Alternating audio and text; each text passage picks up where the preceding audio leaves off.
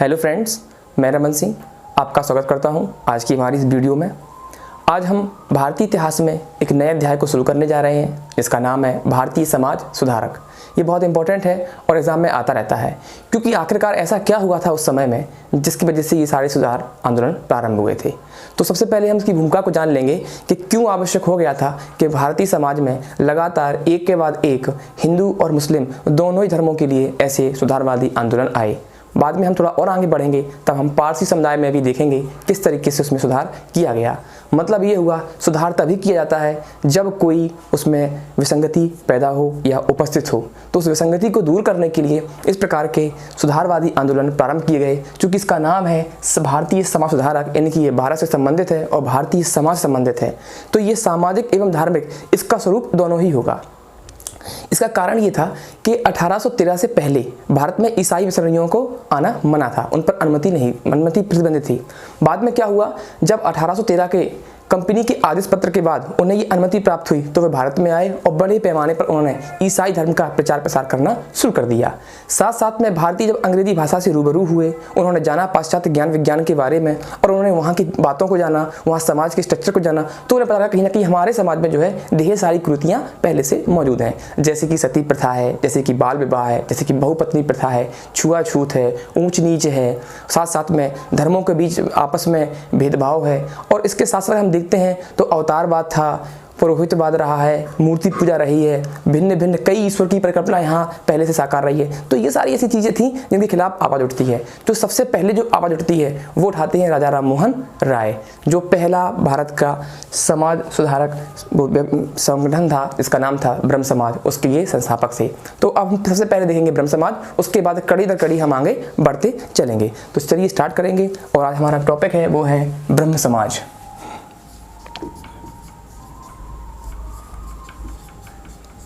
ब्रह्म समाज भारत का पहला सुधारवादी आंदोलन है।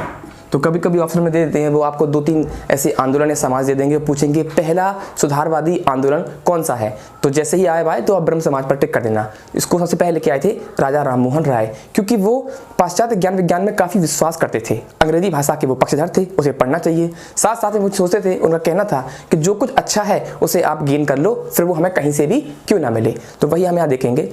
तो सबसे पहले हम ब्रह्म समाज में जब हम आगे बढ़ेंगे उससे पहले जरा हम जान लेते हैं राजा राममोहन राय के बारे में, हमें आसानी होगी बाद में अध्ययन करने के लिए। तो राजा राममोहन राय के बारे में पहले जानेंगे।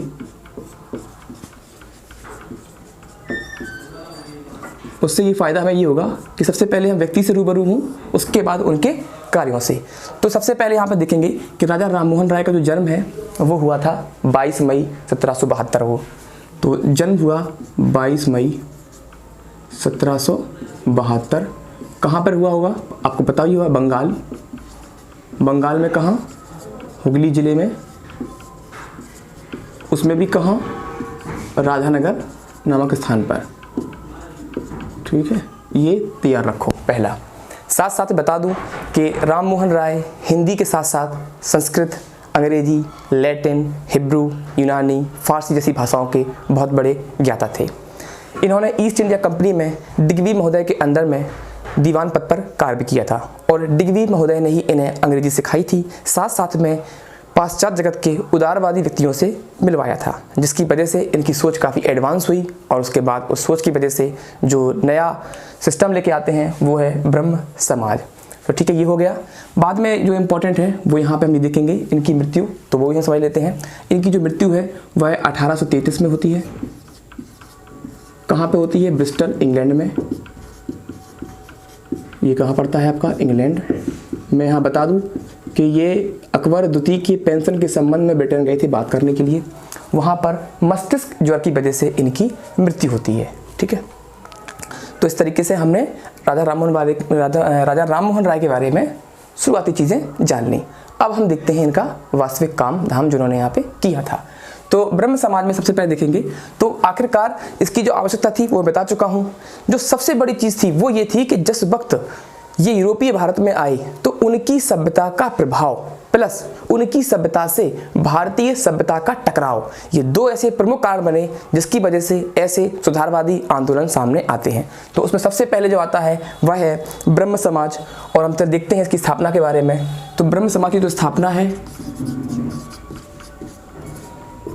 वह 1828 में होती है। किसके द्वारा होती है? राम मोहन राय के द्वारा। ठीक है।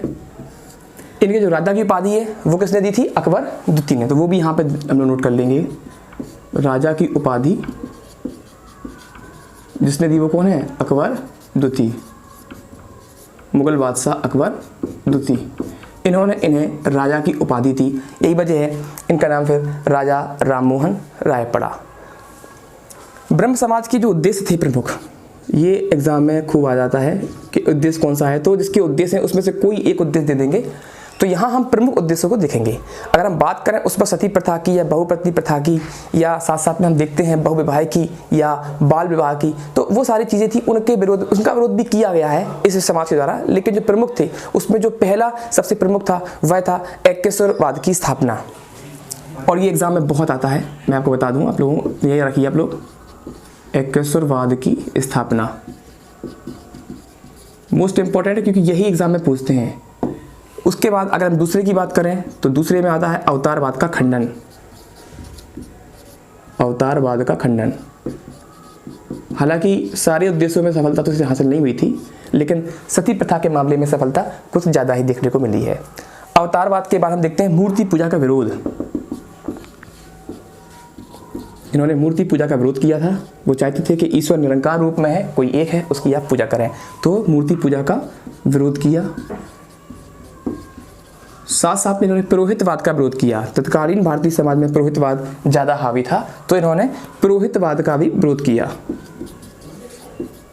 पुरोहितवाद का विरोध किया। अब यहाँ जो ध्यान देने वाली बात है वो सबसे बड़ी बात यह है कि कभी भी एग्जाम में आपको ये चारों नहीं देंगे। सबसे ज़्यादा जो इम्पोर्टेंट है वह है एकेश्वरवाद की स्थापना, एक ईश्वर में विश्वास, वो बहुत ज़्यादा इम्पोर्टेंट है और वही इसमें से एग्जाम में पूछ देते हैं। साथ साथ में मैं आपको यहाँ बता दूं कि जिस वक्त ब्रह्म समाज की स्थापना हुई थी उसी वक्त राधाकांत देव ने धर्म सभा नामक एक और समाज की स्थापना कर ली थी, जिसका प्रमुख कार्य था ब्रह्म समाज के द्वारा चलाए जा रहे सुधारवादी आंदोलनों का सफल विरोध करना।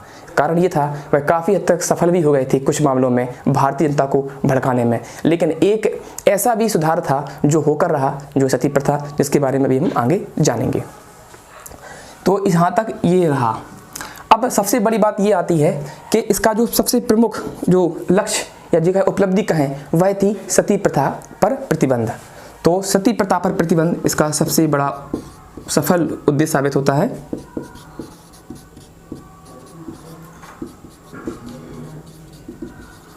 अगर हम सती प्रथा की बात करें तो जैसे कि पता है, बता चुके हैं पिछली वीडियो में कि सती का मतलब होता है पवित्र नारी। तो जो पवित्र नारी प्रथा है इस पर प्रतिबंध लगाया था। कारण ये था कि इसमें बताते थे ऐसी औरतें जिनके पति मर जाते थे, एक्सपायर हो जाते थे, उन्हें उनके साथ उनकी चिता पर बैठ करके अग्निदाह करना पड़ता था, जल के मर जाना पड़ता था। बाद में इस प्रथा को रोका गया और जो रोकने का सफल विरोध वो किया कि इन्होंने राजा राममोहन राय ने। इनकी सिफारिश पर ही तत्कालीन governor general Lord William Bentinck ने अधिनियम 17 के तहत इसे प्रतिबंधित किया था। तो सती प्रथा को जो किया गया है वो किसकी थी? राजा राममोहन राय की सिफारिश। तो यहाँ ये बताना जरूरी है, राजा राममोहन राय की सिफारिश पर ही हुआ था, याद रखना लोग। किसने किया था? वो किया था लॉर्ड विलियम बेंटिक ने, जो उस वक्त क्या थे? Governor general. तो ये भी एग्जाम में आ सकता है, किस गवर्नर जनरल ने किया था? लॉर्ड विलियम बेंटिक ने किया था। पूछ सकते हैं कब किया था, तो आप बता सकते हैं ये उन्होंने किया था 1829 में।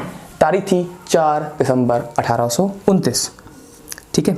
किसके तहत किया था? तो आप बताएंगे वहाँ पर अधिनियम 17 के तहत। कभी कभी ये पूछा गया है किसके तहत किया गया था, तो वो था अधिनियम 17। ठीक है। तो ये बहुत बड़ी एक उपलब्धि थी तत्कालीन समय के इस ब्रह्म समाज की। लेकिन बाद में होता क्या है, राजा राममोहन राय की मृत्यु के बाद यह समाज दो भागों में विभक्त होता है, जिसमें पहला विभाजन 1865 में होता है, जबकि जो दूसरा विभाजन है वह 1878 में होता है। तो यहाँ पर हम देख लेंगे थोड़ा ब्रह्म समाज का विभाजन। अगर हम बात करें इसके विभाजन की तो सीधी सी बात है, विभाजन तभी होता है जब मतभेद हो किसी बात पर या किसी उद्देश्य को लेकर के। तो जब उसका होता है तो ये दो भागों में बढ़ जाता है। पहला जो बनता है वह है आदि ब्रह्म समाज,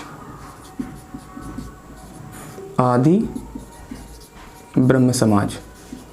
और जब पहला विभाजन हुआ तो आदि ब्रह्म समाज और भारतीय ब्रह्म समाज दो बन जाते हैं। अगर हम बात करें आदि ब्रह्म समाज की तो इसकी बागडोर जो है देवेंद्रनाथ टैगोर के हाथ में जाती है।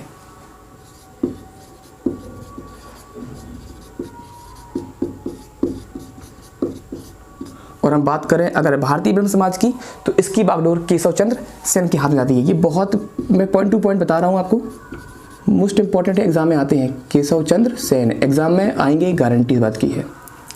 अगर हम यहाँ पर थोड़ा एक्स्ट्रा जान लें देवेंद्रनाथ टैगोर के बारे में, ज़्यादा नहीं जानेंगे, केवल जो खास है वो ये है कि तत्वबोधि जो पत्रिका है उसके संपादक भी ये थे। कौन? देवेंद्रनाथ टैगोर। एग्जाम में आ सकता है तो मैं यहाँ आपको बता दूँ ताकि आपको ध्यान रहे। तत्वबोधिनी पत्रिका के ये संपादक थे। जबकि इनका एग्जाम बहुत आता है केशव चंद्र सेन का, ये जो है इंडियन मिरर के संपादक थे। तो ये इंपॉर्टेंट है, इन दोनों को आप लोग तैयार कर लीजिए। ये इस तरीके से है। इसके बाद जब दूसरा विभाजन होता है इसका, तब साधारण ब्रह्म समाज की स्थापना होती है। ये हो गया प्रथम में, और द्वितीय में कौन सा होता है? साधारण ब्रह्म समाज। साधारण ब्रह्म समाज, और इसकी जो बागडोर है वह आनंद मोहन बोस के हाथ में होती है। तो इसकी जो बागडोर किसके हाथ में हो गई है? आनंद मोहन बोस। तो इस तरीके से ये ब्रह्म समाज का कार्य विवरण हमने देखा, किस तरीके से इसके उद्देश्य क्या थे, किस उद्देश्य में से सफलता प्राप्त होती है, और किस तरीके से इसका विभाजन होता है।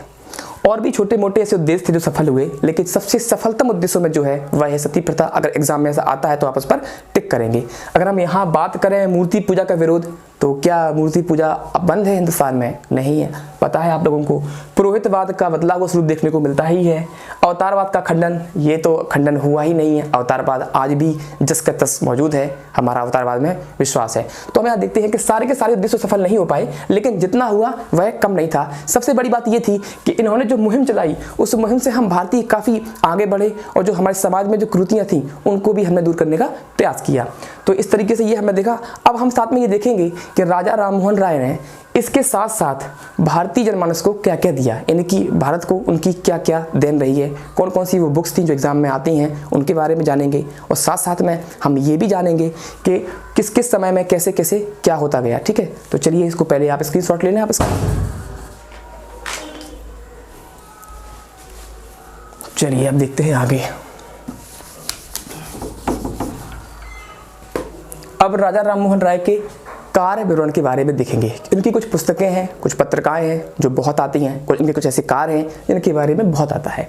तो सबसे पहला इनका जो कार्य है वह है डेविड हेयर के साथ मिलकर के जो है हिंदू कॉलेज की स्थापना कर रहे हैं कलकत्ता में। ठीक, तो पहला यहाँ देख लेंगे डेविड हेयर के साथ।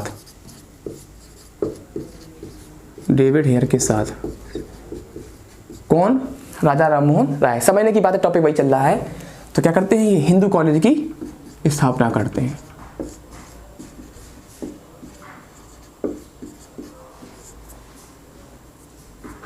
तो ये एक इंपॉर्टेंट है, बहुत आता है कि हिंदू कॉलेज स्थापना किसी की, तो हम कहेंगे राजा राममोहन राय।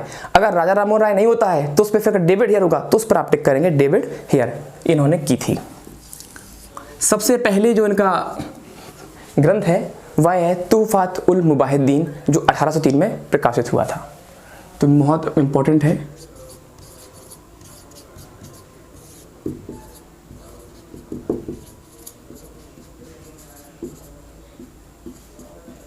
तूफात उल मुबाहिद्दीन जो कब हुआ था? 1803 में।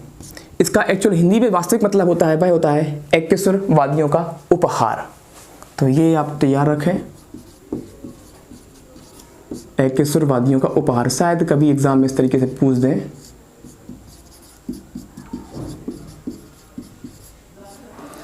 एक्केश्वरवादियों का उपहार, इसके बाद अगर आगे चलें तो हम इन्होंने जो है लगातार कई किताबों का प्रकाशन किया है और जो काफ़ी फेमस भी रही हैं। उसमें अगर हम दूसरी देखें तो वो आती है प्रीसेप्ट्स ऑफ जीसस, जो लंदन में प्रकाशित थी, इंग्लिश में थी, बाद में उसका हिंदी वर्जन भी आता है।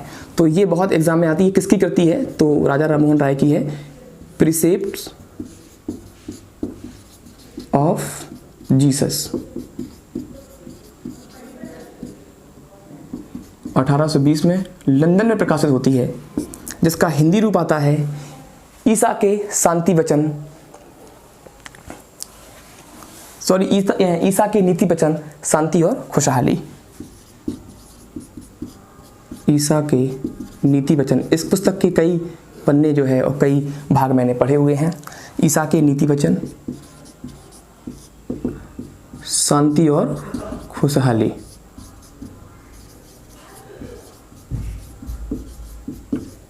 ये हो गया।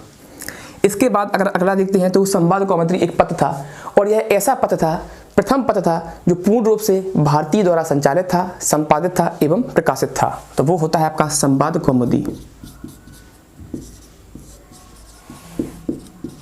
एग्जाम में बहुत आता है संवाद कौमुदी के समय कौन है संचालक या संपादक, तो वह हैं आपके राममोहन राय। मैं लिख ही देता हूं ताकि याद रहे, ठीक है। और ये कब हुआ था? 1821 में।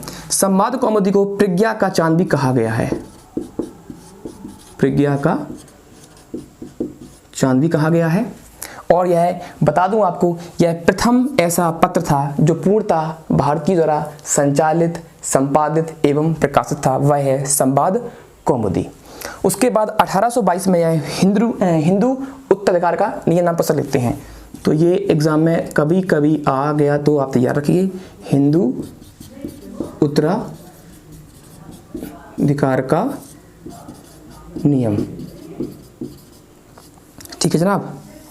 कब? 1822 में आती है। साथ साथ में ये वेद मंदिर का भी प्रकाशन करते थे।